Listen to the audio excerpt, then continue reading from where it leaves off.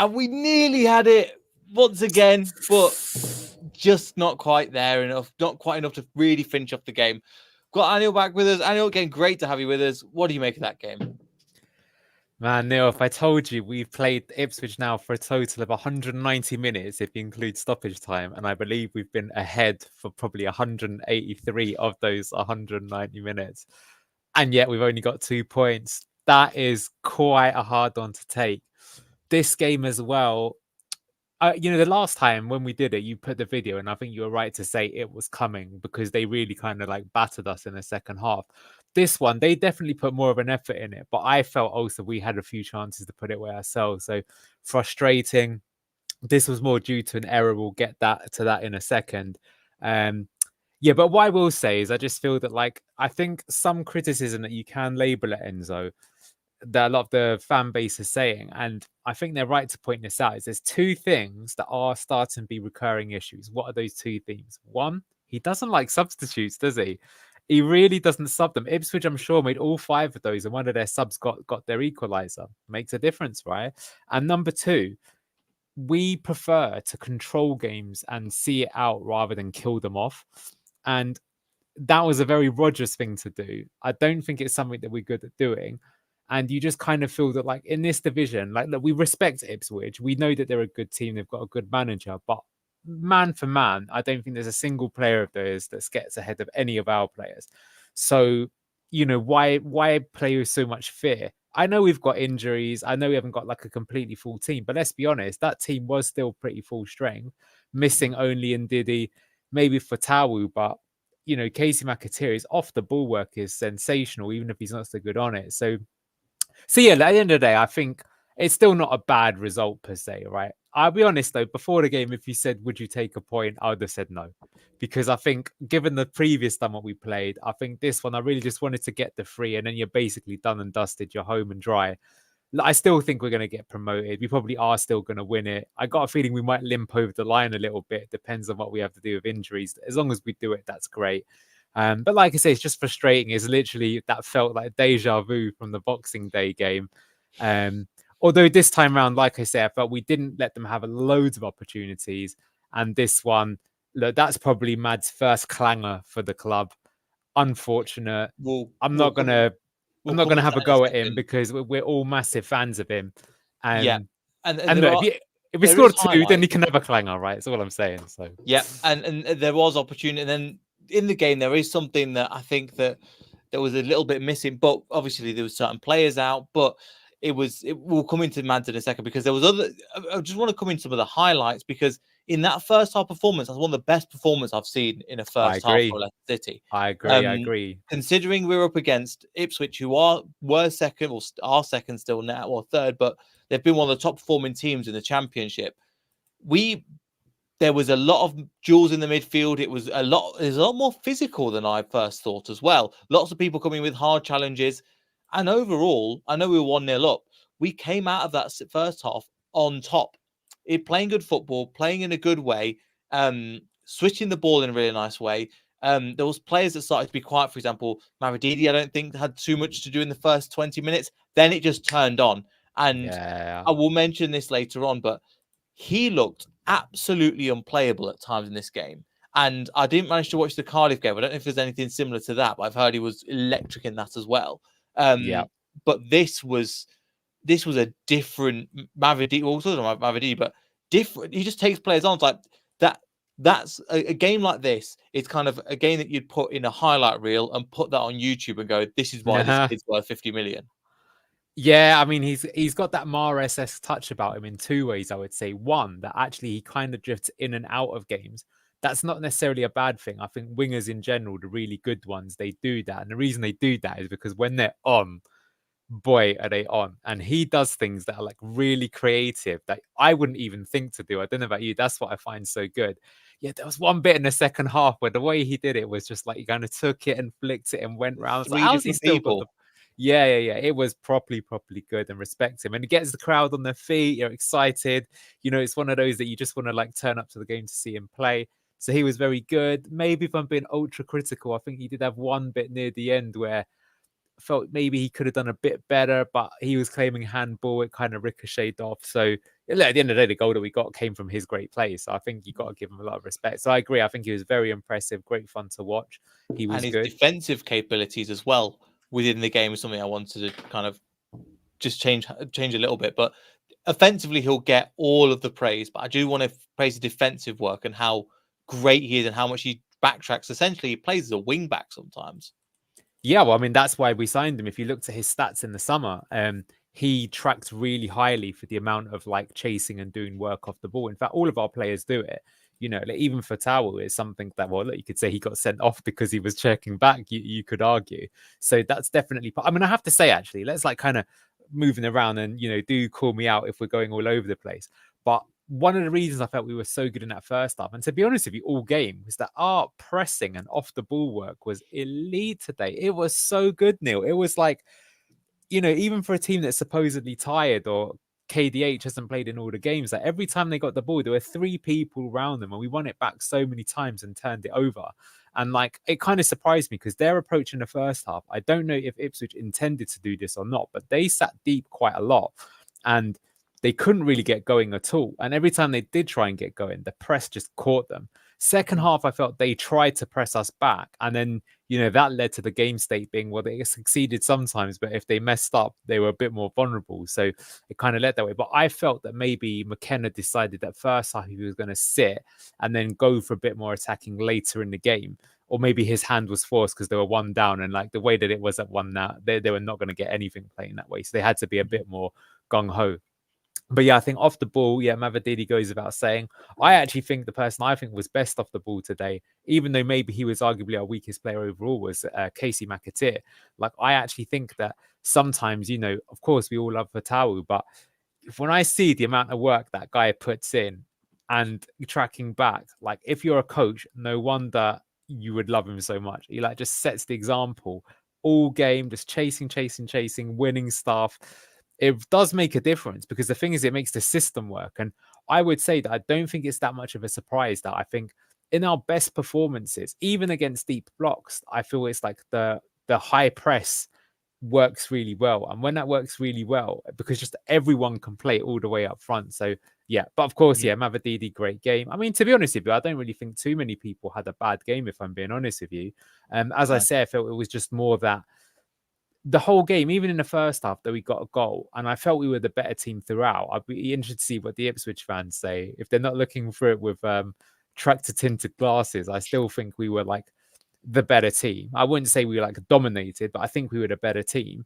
But at the same time, like I said, like Enzo, he kind of says, okay, well, this is enough to win, rather than be like, do you know? Because it'd be interesting if this ever happens to him. Imagine like it's like a 2-legged game, and you have to get 2 in order to go through.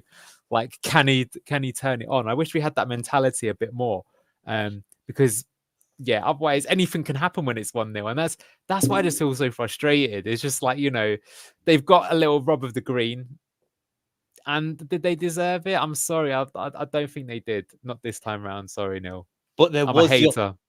But the opportunity was there, and what you mentioned, when it's 1-0, there's always an opportunity to get back in the game. Also, we'll come on to second half because again, I think that could be a separate bit on its own. But coming into the first half, there was some really good plays. We mentioned Mavididi already. Ricardo just looks like, bearing in mind that wasn't his not his natural position. Couldn't tell how good he was in that number 8 role. But he almost wasn't playing in that number 8 because if it turns out he was playing so high up, he was playing alongside Callan at times. Yeah. And I mean, that KDH is, was we called him picking up. high 8s though, right? So he was doing the Yeah, job I guess so. correctly. Yeah. And KDH was picking up. I think Chowdhury was kind of playing here. Winks was up here. And KDH was just sitting in this middle pocket from what I saw as well. And just allowing, right, I'm going to, even though Ricardo's kind of doing his own thing at times, KDH was picking up the ball. Sometimes his final ball wasn't quite there. But overall, he was getting some great positions and getting some great people into play. Don't want to criticize him too much, but I thought, especially in the first half, he gets a lot of praise, and I'm going to give him his praise, but sometimes his final ball and final decision making isn't quite there. Yeah, that's what I've seen online as well, and I would agree with that. I would say, just to give him a bit of benefit for the doubt, remember that he was touch and go for this game. So originally he was going to miss it through injury. So I would say that arguably he looked like a bit of a ring rusty player, and you're right that his touch wasn't quite there. Again, though, that's where the frustration is, because there's that first half where Ricardo won the ball back, plays it into Dewsbury Hall, and it's like he could either have shot or played it into Cannon, and instead he just played a bad pass. And like that's, like at Premier League level, you've got to take those opportunities. But like I say, I think one, the injuries are giving some kind of benefit of the doubt there, and also I don't want to like underestimate how difficult it is to like always be picking up those pockets. He was doing it all game long. He was always getting it. He was the outlet. So that side of the game was elite, and he was progressing the ball. But you are right that like for him, he's obviously too good for the Championship. I'd be shocked if he doesn't win Player of the Season, because I still think if you look at him statistically, and if you ask all other fans, you're like, you can have any Leicester player, they will all say Dewsbury Hall. But I've got a feeling that like for him, I've said this a few times, I genuinely think with like just a little bit of correction, he'd be like a top 5 player. He would be playing for Liverpool, and not even just as a squad rotation player. I genuinely think if you took all of his best games and he could play his best games every game, he would be right in the conversation, because when he's good, he's real good. But yes, I'd agree with you. But look, he's had a long, hard season, and where's the rotation? I mean, we put Eunice on right at the end, didn't we, or something? And then he almost got someone through, but again, didn't quite have the touch either. So, it's those little moments, and it is tough when you're playing at pace, but that's where the clinical teams really do it. But I agree. But like I said, I think if you look at the stats, he wasn't our worst player, even though I agree that like with just a little bit more finesse, that would have been the difference between 3 points and 1 point. And that's why I think that I wouldn't say I'm harsh on him. It's because I know the levels there. He's making the right moves, just a final decision maker. But you're right, bringing in that, and it's just again, that's the small margins that take you from a good player or a 7 out of 10 to pushing you. When we did the review on Luke's channel, we mentioned, can we get to how much does it take to get to the extra 0.5% or extra to really turn you onto another level. Another player I want to mention that I think had another good game, and I think it's gone under the radar. People talk about Ricardo, and I'm sure Mavididi. I want to mention Hamza Chowdhury for the role he played defensively, how well he worked, putting into the back line at times, last-ditch defending, taking on players, and then something that I didn't expect at all. The ball comes to him at 25 minutes, and he puts this golden ball into the bottom, coming up to the top. That was a fantastic effort. If that was from Harry Winks, we'd all be going, "Oh, what a brilliant performance, a brilliant shot." If that goes in top corners, and I know the keeper saved, I think the keeper had a really good. Their keeper had a really good game today. I think it's their second keeper as well. I thought he had it. I thought he would be up there in terms of if you were doing man of the match as one of the performers, because I think he had a sublime game. Bearing in mind he's playing on that left-hand side, he's not left-footed. He's coming into midfield. I just thought he was sensational today. Oh God, I'm gonna come across as the Hamza hater then now by saying this. I did think he was good, but I always say this in games like this, that like you can see what he's both good at and bad at. So like literally the very first action of the game, he has a misplaced pass and they got a corner after 7 seconds. He did that 1 or 2 times. So when he's put under pressure, sometimes he gives it away a bit. To be fair, when he does give it away, he's one of the best people at winning it back. So I think overall he was good. I'd give him 7 out of 10. He definitely didn't let anyone down, and he done well. I always say this though, that like my concern with him is I think especially at Premier League level, that if I was an opposing coach, he would be the player I would really target on the press, like people used to do with Wilfred and Ndidi. And that's why I feel one of the master strokes of the Enzo Maresca era is that he moved Ndidi forwards. So that's not an issue anymore. We are, of course, strongly linked with Stefano Sensi, because he's another player that can look after the ball and play through traffic if he can ever stand straight with not being injured. It's a different kind of story. But put it this way, I'm not surprised we're being linked with a player like that, because I think in those high pressure, high intensity games, maybe I'm being harsh on Hamza. I think he will still play some games and he did a good role, but I do think that's as good as he'll get in that regard. And this basically, he's more of a classic number 6 rather than the kind of Harry Winks number 6, if you get my gist. But overall, I would still say he had a good game, and like I said, a solid 7 out of 10, maybe even a bit more. I wouldn't go as high as 7.5 though, so maybe I'm just harsh there. I'm with you. I just think he was, considering he's playing on that left-hand side, it's not his role. considering he's been thrown into the team kind of, I wouldn't say last minute, but it's not his position. He'd prefer to play, and he just kind of gelled. I think, for example, somebody in that position would be like a Walt Fuss, who I think I'd say they had kind of similar games where at times they probably, if you were saying that way as well, looked a little bit rough on the ball, but other times looked sensational, last ditch tackles, playing the ball out nice to people. But I think they were both kind of on the same level. Yeah, I mean, put it this way: we certainly didn't drop points because of Hamza Chowdhury. No way. He done everything that was asked of him. Like I said, I'm just trying to give, I guess, constructive criticism, as they would say. Yeah, it is frustrating because again, we come into that, and then we come into this, and we just want to mention some other bits as well. Looking at the goal that we scored, the movement from Mavididi and Ricardo on that left hand side, then to get the ball over for, again, it was the goalkeeper deflects it into the defender who was in the back of the net, but the ball, the opportunity, the balls we play, it's just sublime at times. Yeah, well, that's what was so pleasing. I mean, that's why you're probably saying the first half was so good, is that we know how good a team they are. They try at times to play like we would do it, and it was kind of men against boys. We were controlling the ball, playing it around, making all these nice moves, and we had the goal to show for it as well, which was great. And, I guess just the only funny thing is that, maybe we could have had more if we had the Ricardo opportunity. Although what was interesting is that one came from us winning the ball high up, whereas the goal that we scored came from more of us creating that move from scratch. So it was very good. And that's look, you can see exactly what we're trying to do. And I keep saying this, but even though like the players get better and better at doing it, trust me, this style of football can still get even better, because the difference will be is that you'll get the clinical edge on the end of it as well, that you will completely play out from the back, cut through everything, make the opportunity, and this time around you'll put it in the back of the net. And when you do it, the football will be absolutely exhilarating to watch. So yeah, very good. They try and play exactly the same style, and it was funny, they almost got into trouble a little bit as well, so but in the end their keeper probably got them a point, and ours probably dropped us too. But over the course of the season, we know how many points it adds up having a keeper as good as ours. So yeah, and we will get into them, because again, he's been great this season. And there's a couple of opportunities, I think, before we get into the goal where he was like, we got a little bit away with there because Mads didn't make the right decision. But that's because he's such a young keeper. He is going to make mistakes, and we've been expecting we've probably been overperforming for us at this level as well. Yeah. I've said that I expected him to make a few more of these kind of errors.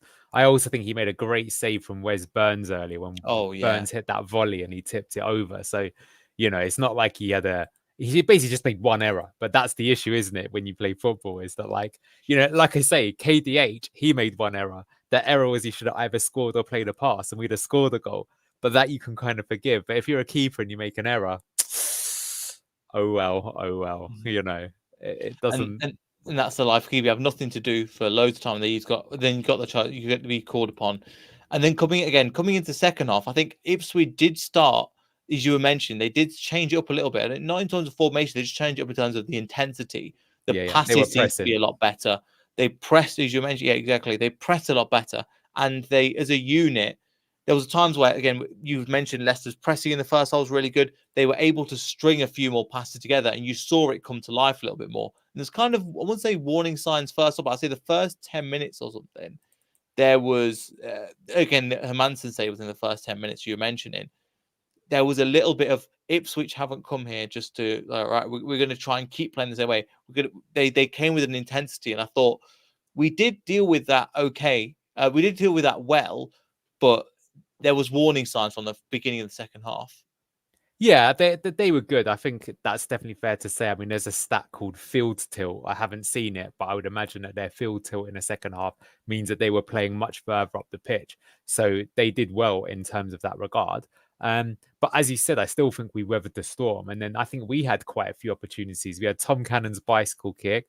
Steffi Mavididi, as I said, almost got through. There was a few other chances. There's that other one when Eunice came on and he almost dinked it to Cannon again. So I can think of quite a few opportunities in the second half where, to be honest with you, I felt they were clinging on a little bit at times. And it felt like we were just one magical moment away and it was going to happen like the first half. But then, yeah, we kind of backed up and stuff. And look, I will say, and this is unsurprising, is that then we sort of started to get more tired. I wonder why that could be, Neil, right? And then they made substitutions. And I think, Amari Hutchinson, Sarmiento, a few of the others that they put on, I don't think they were necessarily fantastic, but they just had the running and had the legs, and it made the difference. And then they got there, and they got a reward out of it in the end. So that's just a little bit disappointing, because I think freshness does make a difference. Yeah, and considering they're 1-0 behind, they expect to make changes in that department for the attacking. So makes sense. With us, the substitutions we made, let me see if I can get them up here. We made them at 81 minutes, but again, the defense for me was the area that looked tired and looked a little bit laggy. Hamza Chowdhury was making last-ditch tackles, Fast was making last-ditch tackles, and I just felt like we needed defensively just fresh legs just to keep up with some of the intensity that was that Ipswich gave to us. But do you think that's do you think that's the Enzo issue? Or do you think that's like you don't want to disrupt? Because the problem is, if you do make changes, people go, "Well, why did you change it up?" Do you think? No. We've like I said, this is a recurring pattern now. I think we know that is something that's not, in my opinion, that's actually not good enough. It's not often that I'm like that critical, but I think to wait until the 81st minute against a team that we know presses high, that we've literally said started the second half pressing high. You've got Kin and Dewsbury Hall, who was touch and go before the game.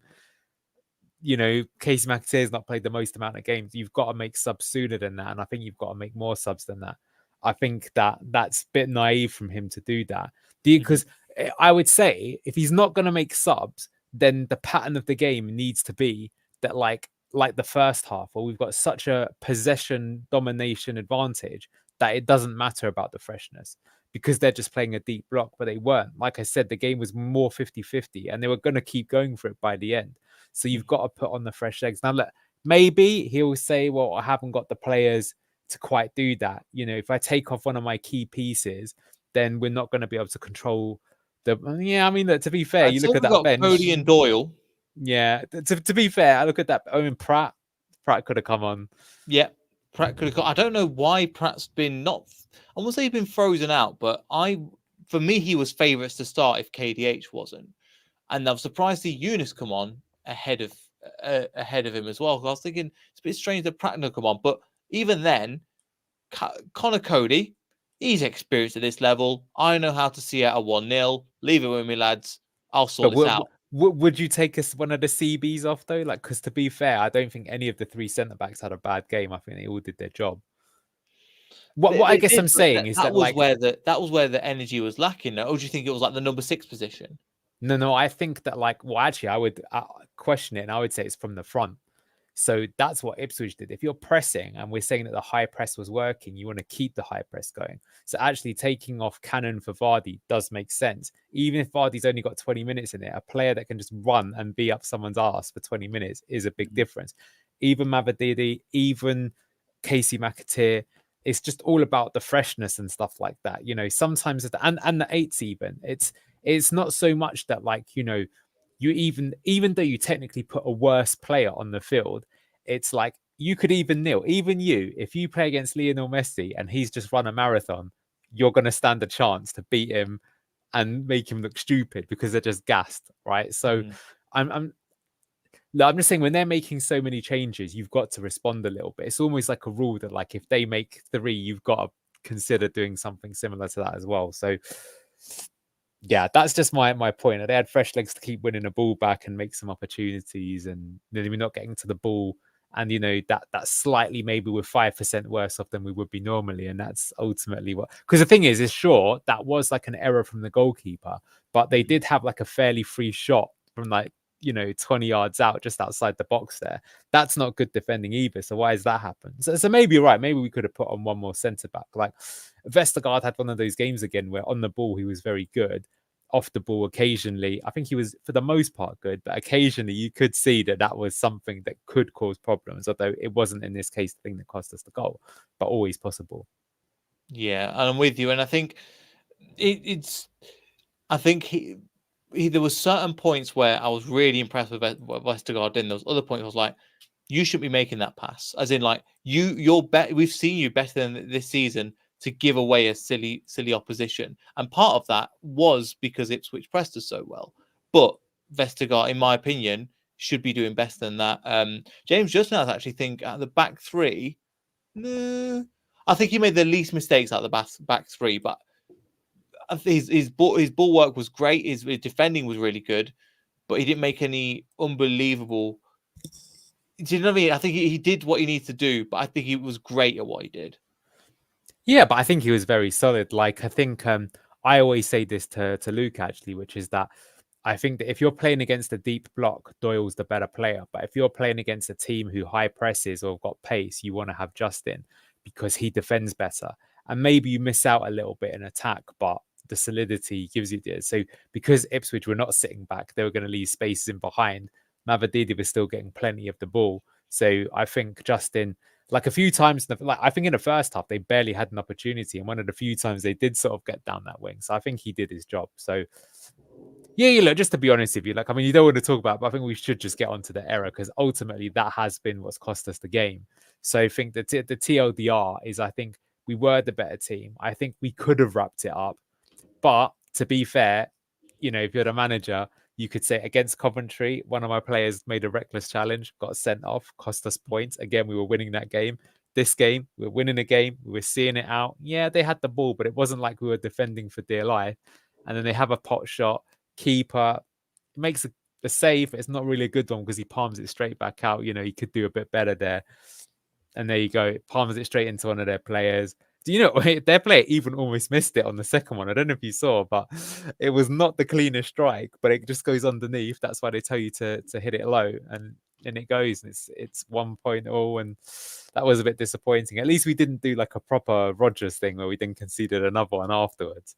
But yeah, that was, as we say, like overall, we're still going to fully back Mads. He's a fantastic player. For a young player, he's had an outstanding season. Still the best keeper in the Championship.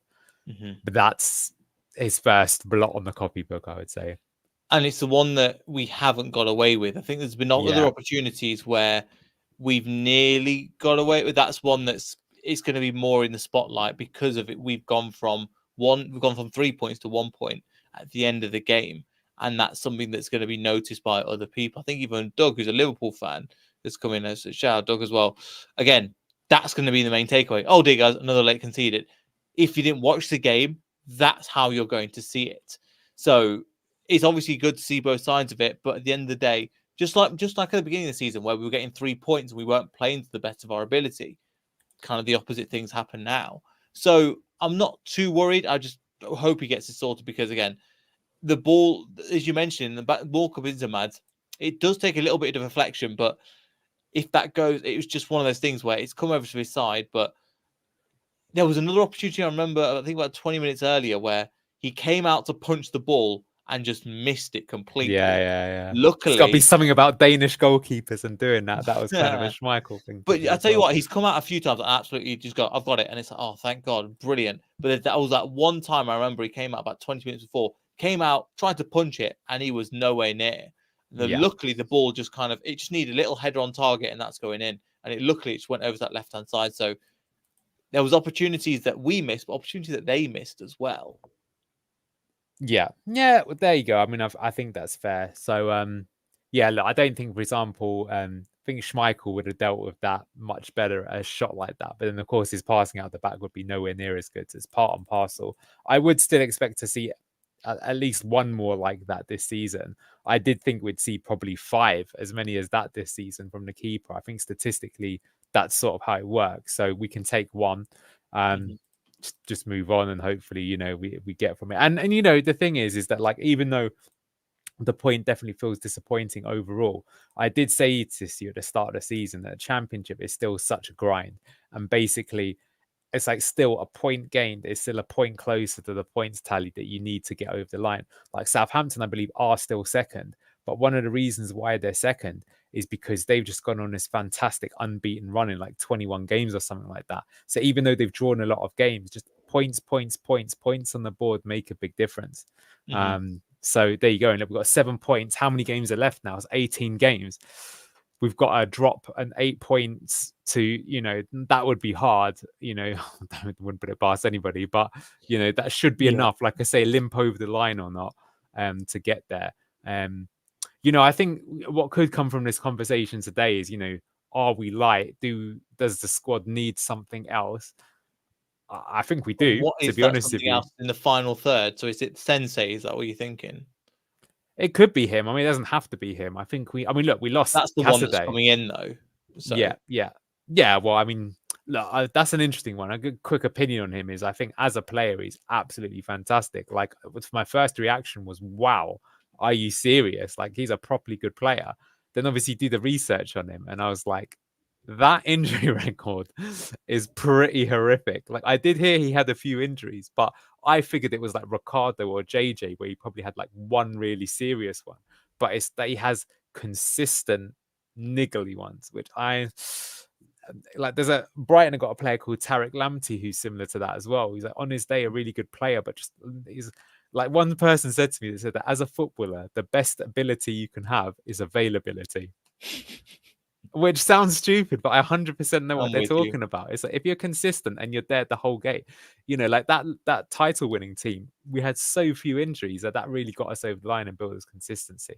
But yeah, look, we lost Cassidy, so we've got to call that out, because if we hadn't lost him, he starts today, 100% he starts today, and probably Hamza's on the bench. So the team, would that make us better or worse? I mean, I think he had a decent couple of games for us before he went. So that's a shame that is it a shame? But it's a shame we've lost a player, put it that way. So I think we at minimum need to replace that. We're number 8 short right now if Pratt isn't being played. And to answer your question there previously, I mean, I think quite rightly you said, well, look, I'll play the players that want to be here, and I don't think you do. Like Akgun, is he good enough or not? That's something for people to debate. But I can tell you, he wants to be at Leicester. You can tell with the way that he plays. He wants to make it in England. He wants a chance. And so I like that spirit over someone who's like, look, nah, it's all right. Even though I've got an offer to go somewhere else, I think I'll stick around for the last 6 months. I mean, sure, Vestergaard's played his way back in, but Pratt is just definitely for the paycheck. You can just tell. Yeah. And but if that's the mentality, why is he on the bench? Well, probably because we're so short that you haven't got anyone to put there at all. And he's thinking that 20 to 30 minutes, what if I pick up and they go, remember KDH was there. But yeah, I get what you're saying. It's neither here nor there. I don't really get it. I agree with you. I thought as soon as he was gone, Cassidy, that it was his time to shine. So it is a bit weird that he's not been picked in that position. But in Enzo, we trust. Yeah, Whatever, and hopefully he comes on and gives you that cameo performance to kind of save you at the end of the game. But I think if his time, I think the main issue is just people can't pay his wages, or they're just the couple of million that Italian clubs keep harping over. But just going back to a little bit of the table at the moment. I mean, Southampton on, I think, a 21 game, as you're mentioning, unbeaten run at the moment, which is like incredible. Ipswich are kind of faltering a little bit, but nothing too much to really worry about. Leeds are kind of okay. So it's after, I think West Brom is kind of the gap where it really falls off. And so I think what we've done a little bit is we've got 3 teams going for one position, I'd say. So second, third, and fourth playing for one spot. We've then got that kick up, so we've got a good gap on first. In terms of, and then you've got West Brom to probably down to something like Sunderland, but I know Sunderland and Mick Beale are in a weird position at the moment. But anyway, from like 40 points to 45 for those 2 spots as well. In terms of that, if we just take a step back from the game and you look at it and go, it is frustrating the way we conceded, we're still in a very, very good position to qualify. Yeah, 2 points a game average between now and the end of the season will give us 102 points, and you're going up on 102 points. It's as simple as that.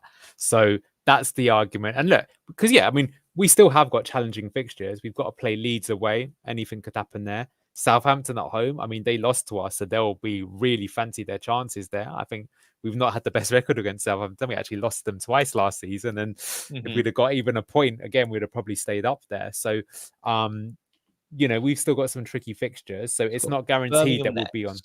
Sorry, well, that one in the FA Cups, that's going to be a bit of a throwaway game. We'll be interested to see what happens there. Swansea, Stoke, Watford, Sheffield Wednesday. Then at the end of the month, then we've got Middlesbrough, which should be a tough game, and then Leeds. But until then, the I mean, they're run-in, all winnable games up they're there. all in favour. I'd say that we're all favourites to win them 4. I'd be disappointed if we didn't have at least 2 points a game on average from that lot. So there you go. Yeah. So I think we're in a good position. We just need to, again, I think people in the comments, and I understand, frustrated. And I probably showed before, but I was frustrated as well. But now cooling down, look at the grander scheme of things. And I'm just waiting till Enzo's comments, because I think that's going to be really telling. If somebody asked him, well, what's happened? And he goes, oh, we meant to, because he made that excuse against Coventry. But you can understand we're down to 10 men. But this game, I think, is different, and you can't make that same excuse. Yeah, I don't think he'll say that. I think he'll probably say that I felt we deserved the points. These things can happen. Mads has still been great as a young keeper. We're fully behind him. It'll be some rehash of all that I've said, because I don't think, even though you're right, you cannot really say that it certainly wasn't a bad performance. Mm-hmm. Overall pretty good. Didn't happen this time round. Oh well, on to the next one. It's not a disaster. Yeah, fair enough. Yeah, exactly. I'm with you. I think the only other player we haven't really touched on is probably Tom Cannon. He's had some. He said he's looked on fire the last couple of games. It was starved of everything against Coventry. In this game, he had a bit of a mix of the two. Came into the performance, was quiet at times, but when he got his shot away, it just missed the goal, but he was making all the right moves. I think the bicycle kick, again, he probably should have took something else, but I'm not taking it. I think he was good. He had a good performance today, and I think it was, again, one that will go under the radar.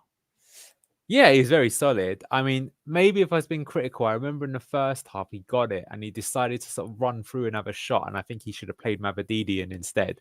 Yeah, he tried to bulldoze his way through in the Yeah. middle. What I will say, and maybe that's to give him credit, though, is that literally you could tell he's a proper striker, because as soon as he got that, he was like, he doesn't even care if there's people there. He's like, I'm a striker. I'm here to score a goal. I'm going to score it. I back myself to score it. And you have to be a confident player to be a striker. So fair enough. Yeah, he had a great opportunity, didn't he, in the second half, that Hladky made that brilliant save where he really hit it hard and round that. Almost scored. If KDH would have put the ball to him, I think he'd have found the back of the net. So yeah, again, I think he had a very good game overall. His link-up play today was not bad either. Pressing was quite good. Yeah, I wouldn't say he really got like a proper clear-cut opportunity. Yeah, he tested Hladky, but that was like a bit of both. He generated that with good power and everything like that. So that we feel confident in him. He's quite exciting, because let's be honest, his pressing's impressive as well. Impressive, yeah, pressing exactly. So see what you did there, Neil. Yeah, All yeah, part of the master plan. We like him. I think for all of us, we've said that, like, we didn't really know too much about him coming into this season, because we don't know that much about Championship football, and he's only had a few appearances even at this level. But what we've seen so far, there's a lot to be excited about. And yeah, we find ourselves in this bizarre situation where next season, neither Vardy nor Iheanacho will be considered the main man. And I don't think any Leicester fans will be too concerned based on what we've seen. Don't know if you saw, but Patson Daka bagged one in the AFCON, a good goal recently. Yeah, I think it was a header, wasn't it, from about the 88th minute or something.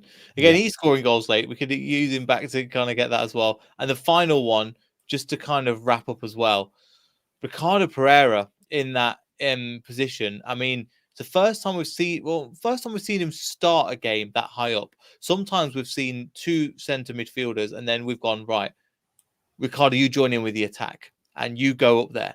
This is the first time we've seen him start a game in that high 8 position. At times he was right up there.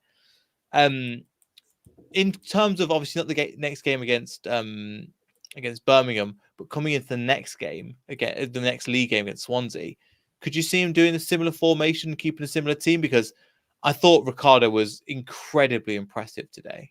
Yeah, I think he was our man in the match, to be honest. I think even ignored the fact that even that he was played quote unquote out of position. I think he was just good. Mm-hmm. The only, and his super criticism is there was one bit where the keeper palmed it out. It comes to him. He controls it on his thigh, and with his left foot, he hits it on the volley. And I wouldn't say I expect him to score, but I'd expect a player of his quality to hit the target, especially as his left foot's quite good. But I mean, if you're clutching at straws if that's the worst thing he did all game. So I think he was very good. And his 1-2, his ability to just play a part. Well, I know you are play 1-2. I just think his reading of the game is fantastic as well. Yeah, and well, so the next game will be against Swansea, and even though Swansea have changed their manager, a lot of Championship teams have changed their manager actually, and have gone more to a kind of like possession pressing style. I think it's more than safe to play Hamza in that game. So to be honest with you, like, I did have some criticism of Hamza, but honestly, there's probably only 3 or 4 teams that I wouldn't play him in. Who are those? Like, I think against Leeds, that would be one, for example, that I'd be like, personally, I wouldn't play him in that one. I would not, if you're trying to play the possession style, I would play Ricardo and Winks together. You have to have another solution in the 8 position. I wouldn't do him in. Well, funny enough, I probably wouldn't do it against Ipswich, but he did do it against Ipswich, and probably the third move what he did. Yeah, and maybe the third team actually would be Southampton. Basically, these teams that have like heavy possession, high press style, they're the ones that I think you've got to be a bit careful with. But any other team, I'd have no problem with whatsoever. And to be honest with you, as we said, even though I've got that criticism, I think he's proved that at the Championship level, he's still good enough to play there. So maybe that is just going to be a solution going forwards. Because at the end of the day, we played well doing that. Like I say, though, that is a bit of a question of concern, though. Like, can't see Yunus being signed permanently now. He's obviously not made the position his own. Everyone likes a shiny new toy, but I will say that Stefano Sensi is like, on his day, was considered quite a good player. Like, it is actually funny how similar he is to Harry Winks in that at one point he was really considered to be like, honestly, he was considered to be on the same level as Marco Verratti. And like, I don't know about you, but he is a player that, especially at the Euros when Italy won, I mean, that guy could play. He is like, the Italian Xavi, basically, is the way he was playing. I'm with you. I think, so just on that as well, that because I did a video on it on Saturday where I mentioned about the similarities between the two, but the main thing is for me is just that injury record. And De Zerbi has also recommended Enzo, I think, to get him for the kind of system that works. I think he'll be a great player, but again, I trust in Enzo to get it right, but the injury record does kind of speak for itself at the moment. But I think I don't think Harry Winks had that bad of an injury record, but he was a bit injury prone before he came here. No, but not like this. This is just one of those. It's another level. Yeah. This is just pretty bad. But look, let's not judge someone until they get here. I mean, look, the concern more though is that Leicester are a team that unfortunately we can't afford too many bad signings. Like, look what's happening in the Premier League now. Obviously, Everton have been found out. Now it looks like Everton might be found out again, as might Nottingham Forest. And it's now becoming increasingly clear. Because do you remember last season, there was this sort of thing through the transfer window where it's like, okay, we still haven't signed anyone, but we're Leicester. We know we're going to sign a few players. So they're probably just waiting for something. No need to worry. And then we kept not getting there. We kept not getting there. And it was like, things were seriously starting to get weird, right? Like Schmeichel had gone, no replacement. We weren't signing anyone. Then Fofana goes, we get a replacement. But okay, we had like a 60 million surplus. What's happening to that? Not spending it. What's going on here? There was something not being said. And clearly it was FFP, right? And so that's obviously the issue now. So, I mean, look, you got to call Dennis Pratt. Like, for all this stuff about Dennis Pratt is technically a good player, the reality is that he's not given enough to Leicester for what the transfer fee and the wages that were paid for, and he's taking up the spot. So that's the problem, is that if we sign someone, and look, Ryan Bertrand is an example, right? He actually had some good pre-season games. Then he got an injury. That's not his fault, but because of that injury, he had a 2-year contract at Leicester. How many games do you think Ryan Bertrand played in total for Leicester? No Wikipedia, no cheating. Pre-season. No, not pre-season. Not pre-season. Official, proper. 12 games? 4. Oh, no way. Yeah, that's what it says on this Wikipedia. So, look, if you're injured, you're injured. And we might even have got some insurance payout. But the insurance payout's not going to give you much on a player who's got as many injuries as Sensi. So, look, my point is that if you're Man United, if you're even Brighton, you can probably afford to have a player like that, even if it goes wrong. And look, to be honest with you, I suppose with Leicester, you can afford 1, maybe even 2 players that go like catastrophically wrong. But just got to be a bit careful on that, because otherwise, look at Soumare. Harry Souttar doesn't play. Christensen gets loaned out. Like, these things cripple you. Then you You know, like, make no bones about it. When we go to the Premier League, it's going to be brutal. Like, people are going to think in their head that, oh, we're going to be challenging for Europe again. The team got relegated and just got promoted. It's a completely different team. The level will have changed. Like, people will need to understand that it's like, yeah, we hope that we could be like, you know, have a great season, but look at all the teams that went up last time round, you know, and Burnley got to 100 points plus as well. And they're struggling pretty badly. So and you can't even be if we get in last minute goals, because they wow. will that what we did now will turn into a loss. Yes. Yeah, exactly. I mean, We'll that's get the away thing. with Well, a draw in the Championship. You will lose not just 2-1, you'll lose 3-1, and it will be embarrassing. yeah, I mean, I think that's what does worry me a bit, actually, is that, like, if I look at our style, the teams that we're dropping points to are the teams that basically play football and are good on the ball. And the issue is that all of the teams in the Premier League are like that, really, with the exception of one or two. So that's a problem, because then we're not either, you know, we're between these both worlds. Like, you know, Southampton, want to give them a lot of respect, because earlier in the season, you know, Russell Martin was almost on his way out. The fans were booing him, right? They went through like 5 games, and I think they lost 4 or something of those 5 games. But he made the change, and then now they are scoring and kind of keeping him out from the other end, right? Like, I think even in their bad times, they were still scoring a lot of goals.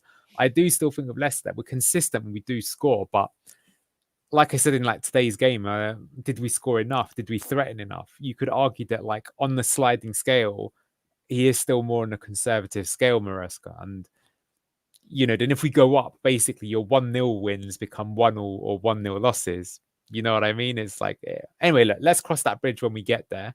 I know, and but the final takeaways, I think it's just we've got to keep with this is another mistake, and it's another thing that Enzo has to basically take into consideration. Yes, he wasn't there because he was up in the stands because of the yellow card, but it's something that the team do have to learn, because it can't become a common occurrence. I don't think it will in the next few games, because I don't think the teams like that play the same way that we play. However, we've got to get this right, because this might just be our little bit of a blip, and then we'll just kind of continue on where we're going from. Well, we already had 1 blip this season, so, you know, I guess you can get 2. This is, I guess, our 2nd blip. I mean, I wouldn't really call it too bad. Let's just keep picking up the points. No. All teams will go through peaks and troughs. I think also, you know, we actually went through the Christmas period and didn't really have too many injuries. Now maybe we are starting to pick them up a bit. So every team's going to have that in the Championship, especially. Like I said, it's a grind. Just keep grinding out those points. Doesn't matter if it's a pretty win or an ugly win. Let's see how it keeps going. It's still a great position. You would absolutely have signed up to be 7 points clear. And, you know, how much was it? 8 points clear of 3rd place with 18 games to go. Oh, yes. I would 100% have signed up for that at the start of the season. So it's all going well. Let's keep it going. On to the next one. Enjoy ourselves in the FA Cup. Hopefully we bounce back against Swansea. And, you know, I would say even in the last 2 games that, you know, might only feel like 1 point out of 6, but it feels a bit unlucky, in my opinion. Like that, I don't think that really reflects what happened in either game, really. If the game was played at 80 minutes, we would be 3 points better. Well, even against Coventry, we were, I think we conceded in the 78th minute. So okay, 78. You know what I mean? So we're quite close. You know, it's what I'm saying is that, you know, maybe you could say it's like, you know, the blue tinted glasses, but it's not that impossible that instead we'd have ended up with, yeah, you know, 6 points out of 6. Then it'd be unbelievable. You know, everyone we're going, oh, this really is the best Championship team of all time. So, yeah. I'm with you. But yeah, and again, the play. Thank you for joining once again. But yeah, any final thoughts before we finish? Enzo, make more subs, be more aggressive in the second half. Hope you're listening.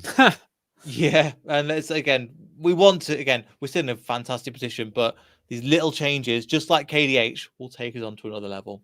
Thanks so much again. Thanks, Alan, for joining. Like, subscribe, all that good stuff. We'll see you all in the next video. So goodbye.